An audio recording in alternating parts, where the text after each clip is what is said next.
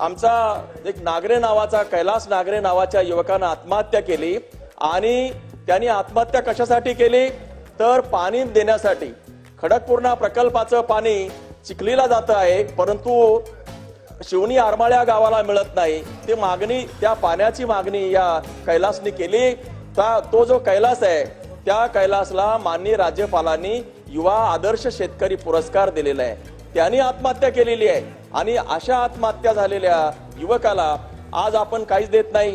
त्यांनी आत्महत्याच्या नोटमध्ये लिहिताना सांगितलेलं आहे की माझी जी 3 मुलं आहेत त्याचं पालकत्व शासनाने घ्यावं, मुख्यमंत्री महोदयांनी घ्यावं, उपमुख्यमंत्री महोदयांनी घ्यावं। आणि म्हणून या ठिकाणी माननीय उपमुख्यमंत्री महोदय हजर आहेत। माझी विनंती आहे की कैलास नागरे यांची जी 3 मुलं आहेत त्याचं पालकत्व स्वीकारण्यात यावं। त्यांची जी पत्नी आहे तिला नोकरी देण्यात यावी। त्यांच्या कुटुंबियांना 50 लाख रुपये देण्यात यावं।